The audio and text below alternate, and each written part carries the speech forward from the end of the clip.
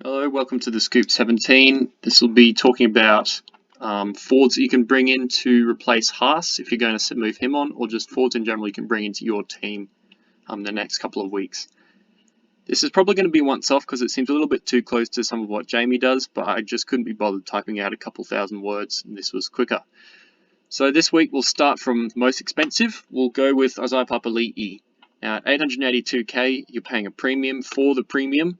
But I don't think I would actually buy him at the moment because the last 3 games he's been in the middle. This says second row, but it's only 70 minutes. And when you actually look at the game, Junior Paulo actually comes on for him at the end there in a tight one. There's 2 other games where he doesn't play 80, but they're just in absolute thrashings, as you can see. And so he just came off and had a bit of a rest, so we can discount those. Good player, but I don't think I'd pick him up until he either moves back to second row or it gets a little bit cheaper. Clemmer, in my opinion, he's probably the best like-for-like replacement for Haas. Looks like he'll average about 60 and is priced roughly where Haas was last week. The interesting thing is Kurt Mann is back. Will that or will that not affect his minutes? At first I thought maybe yes, because if you filter him with Kurt Mann, his minutes drop down to about 51 and his average is about the same, and without he goes to 64 and 63. However, last week he did get 60 minutes, which was a good sign moving forward, so it'll be interesting to see how Mann and Barnett and Fitzgibbon move about in the team, especially if Fitzgibbon comes back and Barnett goes to the bench, moves into the middle rotation. That could hurt Clemmer and Barnett's scores potentially, but as it stands, I like Clemmer quite a lot. Ruben Cotter, what a star, Origin star, but do you buy him now? At 758k, I'd say probably not unless you're head-to-head only and don't play the buy rounds. Some gorgeous scoring through here, all over 50, some in the 70s. But as you can see from the buy calendar I made a little while ago in round 17, there's only a 2-day turnaround yet again, so the good chance he misses that. Round 14, he missed as well because his wife was having his first child and obviously needed to be there for that. But I'd still expect him to probably miss round 18. Alright, Tarpanay. What a score last week, 94. No tries, no nothing really. All massive base stats. And if you're a head-to-head player, I actually really like him. He's not jumping out at you until that 94, but now he's absolutely on a roll. His break-even's really quite low, and as a keeper you don't need to worry about that too much, but he's going to be one to absolutely fire over the next couple of weeks, and especially probably round 18 when Papali'i will be on reduced minutes like he was this week. He only played 29 minutes this week, and although Tarpanay had sort of average-ish minutes, he probably had to shoulder a little bit more the workload and responsibility as a more senior team member.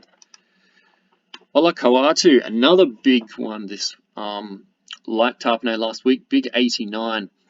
My concern is that his for minutes has been a bit lower, but they have both been in thrashings, so I can understand coming off a bit early. And if he's absolutely carving up in a thrashing, he'll be on high points anyway, so you don't care too much.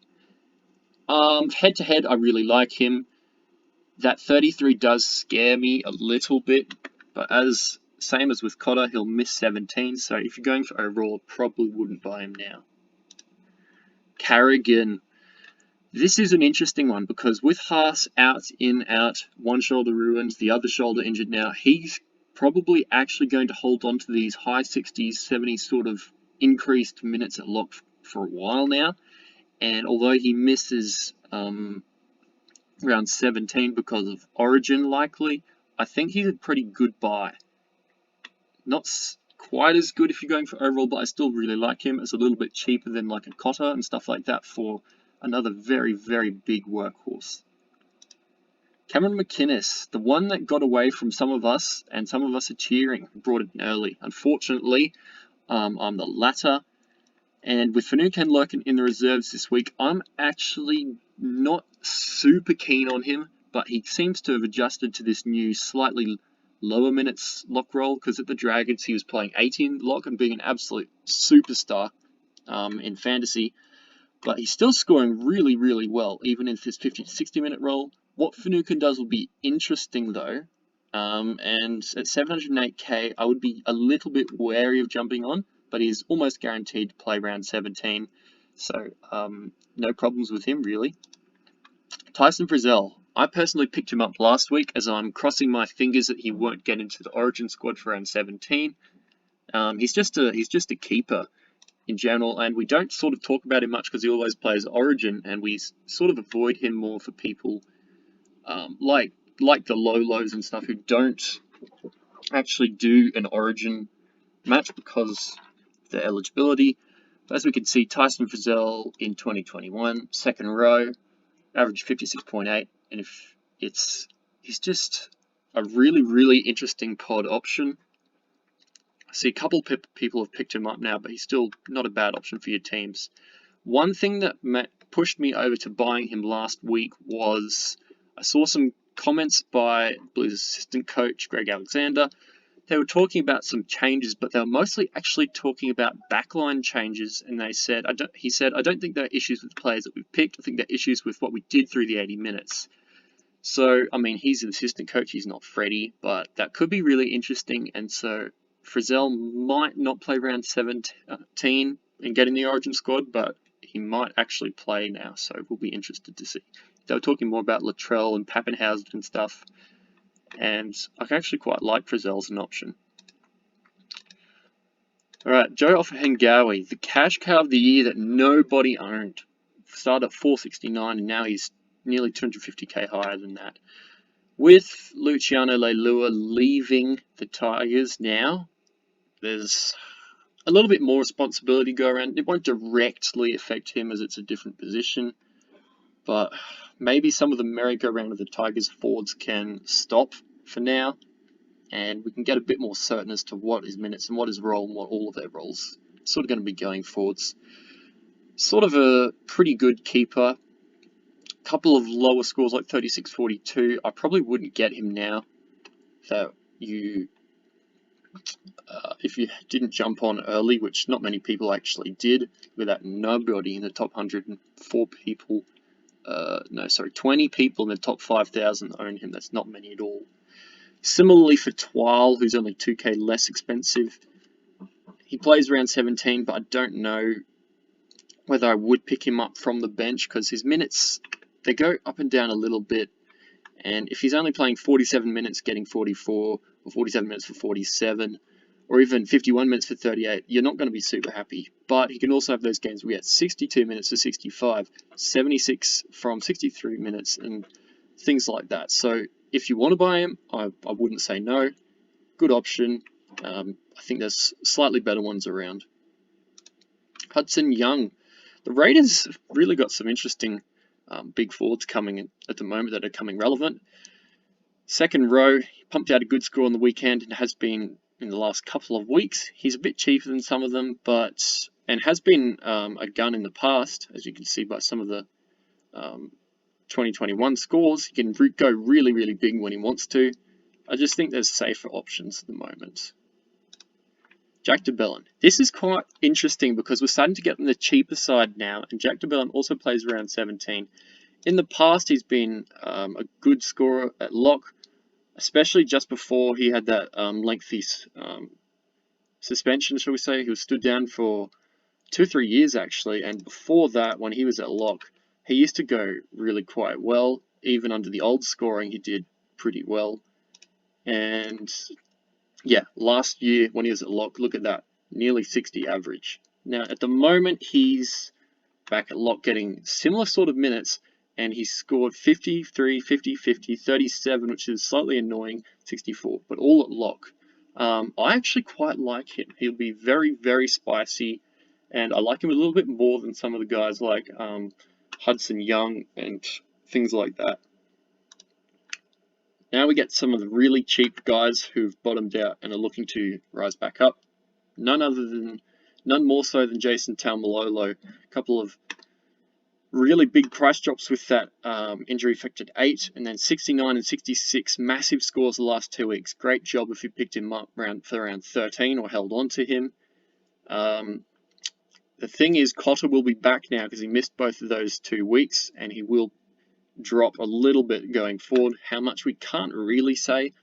Given his fantasy pedigree and that he can do it, I would expect something like 50s or low to mid 50s because he's got that big fantasy pedigree, and in the past he's averaged 60 plus in seasons. So if he was round 17, he would be like the number one on this list, no question.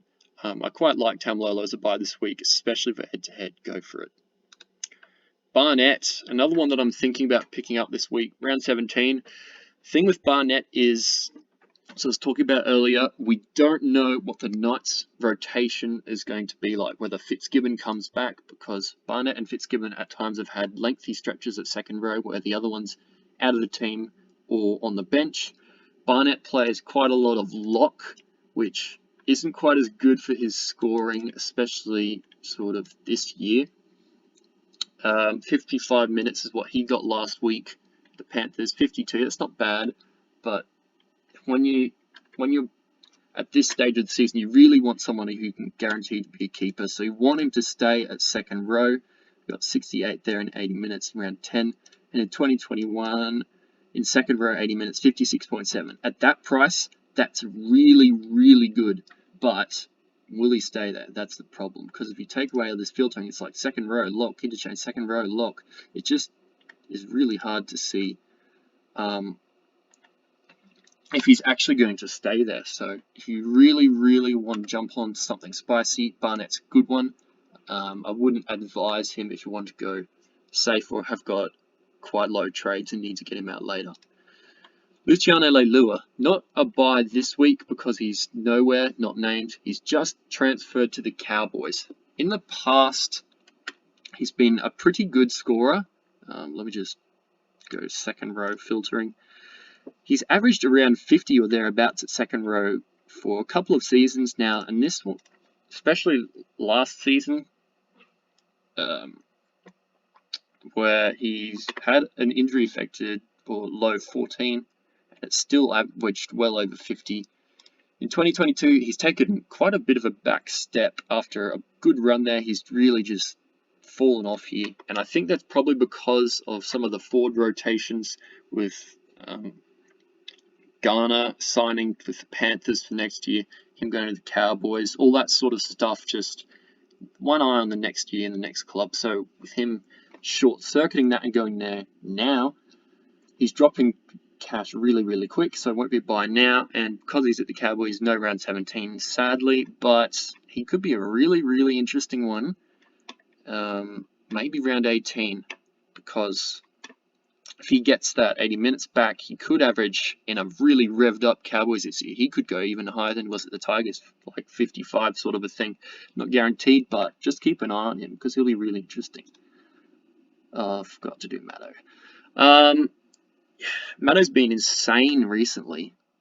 All from the bench, he's had limited minutes, but been absolute PPM master. He's just you just don't score 60s, 70s, 80s with 50 and 60 minutes off the bench, but he's doing it.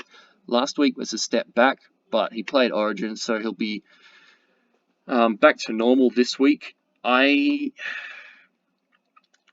not sure if I'd jump on because of that high break even. He's dropping a bit, and with the uncertainty as to what's happening with Papali'i, whether he's going to be a lock, second row, all that sort of stuff. If you've got him, hold. I mean, he's going great. He's done good things. And that's pretty much all there is to say about Madison. And last one, cheap as chips for this list, Luke Garner at Edge. He's been going quite well for anybody that's jumped on and picked him up. He's got that centre duel because of all those early season games. Done pretty decently well since he's moved to second row. His tries scoring has propped him up. So if he keeps scoring those tries, happy days. He'll be just about a keeper centre at a nice cheap price. It is just a little bit worrying that if they go, he will drop out into irrelevancy though, and you will have to move him on probably after round 17. But if you jumped on Garner the other week and have him now, I mean, you're not doing too badly. So thanks guys, that's pretty much all there is for this week.